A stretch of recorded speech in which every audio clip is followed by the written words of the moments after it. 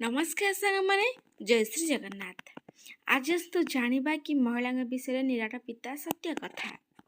जेमिति आपण आपणक भौणी को शाशु घरे खुशी रहिबार देखिबाकू चाहती, ठीक सेहीपरि आपण आपणक स्त्री को खुशी रखंतु, काहेकि ना सी भी घर भौणी अटंती। ताको कदापि आघात करंतु नहीं, कारण पत्नी को दुनिया बहुत छोट होता है। यह तांको स्वामी ठारू आरंभ होई तांको स्वामी सहित शेष हो जाए। जड़े महिला विषय भल कथा हेउछि जे से तांको स्वामी सहित झगड़ा करिवे एवं अभियोग मध्य करिवे, किंतु तांको अपमान करिवे नाही किंबा काहाकू अपमान करबाकू देबे मध्य नाही।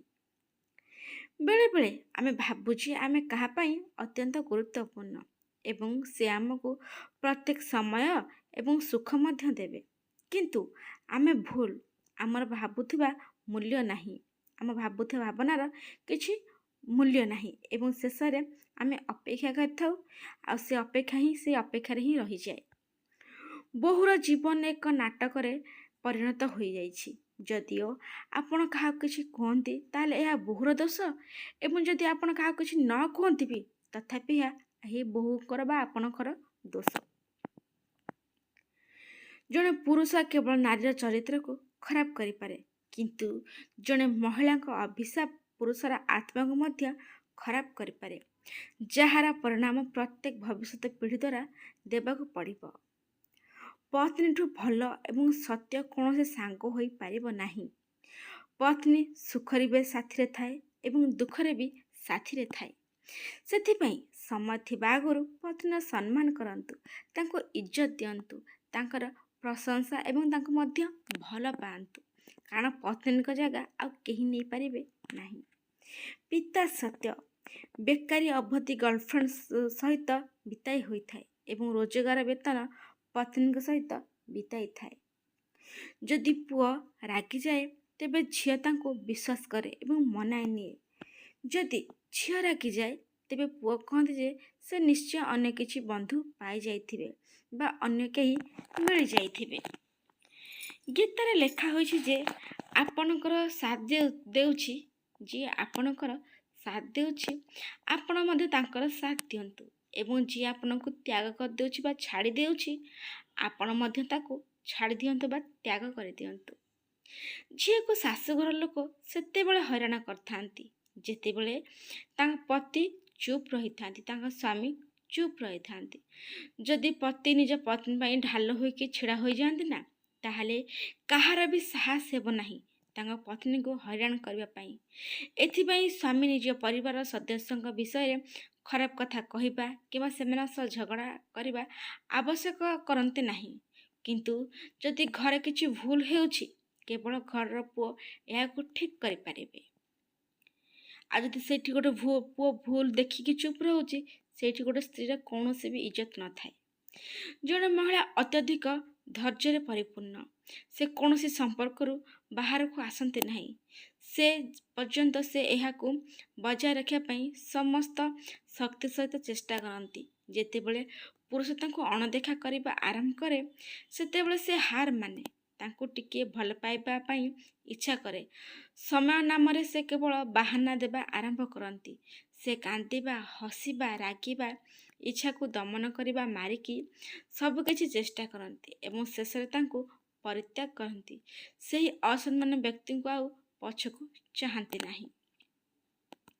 जड़े महिला जे निज प्रेमिक हेतु निज घर को नष्ट करे, से धूली सदृश जहाको समस्ते व्यवहार करते किंतु केही ग्रहण करती नहीं।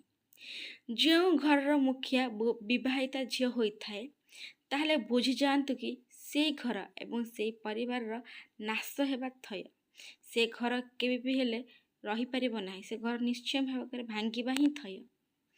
तुमे जेते परिश्रम करना काहेकि तुम स्वामी को राणी हेबा कष्ट साध्य, किंतु 1 लक्ष भूल करबा परे मध्य आपण आपनक पितांक राजकुमारी होई रहिछंती।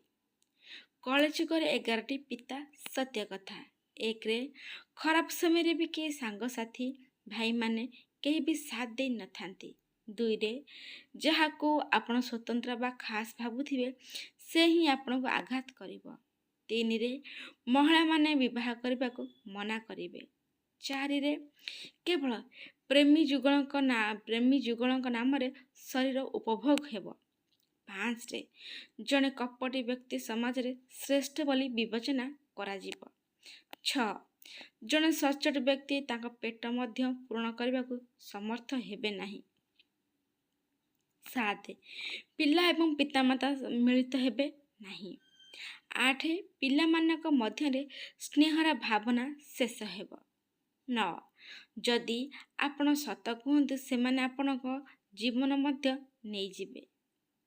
10 ଦାୟିତ୍ୱ, ଝଗଡ଼ା, ଅସାଧୁତା, ପ୍ରତାରଣାକୁ ଏଡ଼ାଇବା ପାଇଁ ଲୋକମାନେ ବିବାହ କରିବେ ନାହିଁ।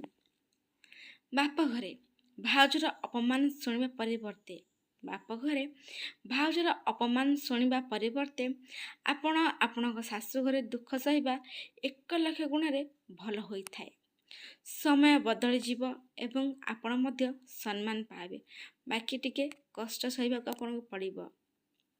ଯଦି ଜଣେ ବିବାହିତା ମହିଳା ଦୁର୍ଗା ଚାଳିଶାଙ୍କୁ ପ୍ରତିଦିନ ପାଠ କରନ୍ତି ଏବଂ ଦୁର୍ଗାଙ୍କ 108 ନାମ ଜପ କରନ୍ତି, ତାହେଲେ ତାଙ୍କ ପରିବାର ସମୃଦ୍ଧ ରହିବ ଏବଂ ବୈବାହିକ ପ୍ରେମ ଅବିସ୍ମରଣୀୟ ରହିବ। ଶୋଇବା ପୂର୍ବରୁ ଯଦି ଆପଣଙ୍କ ବାମ ଆଖିରୁ ଲୁହ ଆସୁଥାଏ, ତାହେଲେ ବୁଝିଯାଆନ୍ତୁ କି ଆପଣଙ୍କ ପ୍ରେମିକ ଦୁଃଖରେ ଅଛନ୍ତି ଏବଂ ତାଙ୍କୁ ଆପଣଙ୍କର ଆବଶ୍ୟକତା ରହିଛି ବା ଆପଣଙ୍କର ସାହାଯ୍ୟ କିଛି ରହିଛି। ଭାଇ ଭାଉଜ ମଧ୍ୟ ରହିବା ଅତ୍ୟନ୍ତ ଜରୁରୀ। ଯେତେବେଳେ ଜଗତ ଆପଣଙ୍କୁ ପତିତ କରିବାକୁ ଚେଷ୍ଟା କରିବ, ସେମାନେ ହିଁ ଆପଣଙ୍କୁ ପଡ଼ିବାକୁ ଦେବେ ନାହିଁ।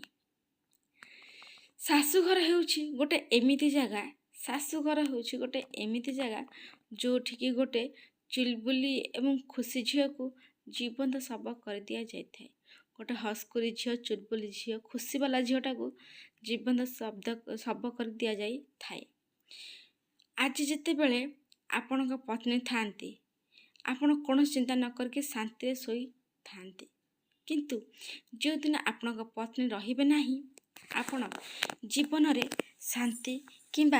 ଶାନ୍ତିରେ ବି ଶୋଇପାରିବେ ନାହିଁ। ସ୍ତ୍ରୀକୁ ତାର ସହନ ଶକ୍ତି ହିଁ ବର୍ବାଦ କରିଦେଇଥାଏ। ସେ ଯେତେ ସହିଥାଏ, ତାହା ସାମ୍ନାବାଲା ତାର ସେତିକି ସାହସ ବଢ଼ି ଯାଇଥାଏ। ସେଥିଲାଗି ଯେଉଁଠି ଭୁଲ ହେଉଛି ସେଠି ପ୍ରତିବାଦ କରିବା ଶିଖନ୍ତୁ। ଏମିତି ନୂଆ ନୂଆ ଭିଡ଼ିଓ ଦେଖିବା ପାଇଁ ସାଙ୍ଗମାନେ ଚ୍ୟାନେଲକୁ ସବସ୍କ୍ରାଇବ୍ କରନ୍ତୁ ଏବଂ ଲାଇକ୍, କମେଣ୍ଟ, ସେୟାର ବି କରନ୍ତୁ। ସମ୍ପୂର୍ଣ୍ଣ ଭିଡ଼ିଓ ଦେଖିଥିବାରୁ ଆପଣଙ୍କୁ ହୃଦୟରୁ ବହୁତ ବହୁତ ଧନ୍ୟବାଦ। ଆଜି ପାଇଁ ରହିଲି ସାଙ୍ଗମାନେ, ଜୟ ଶ୍ରୀ ଜଗନ୍ନାଥ।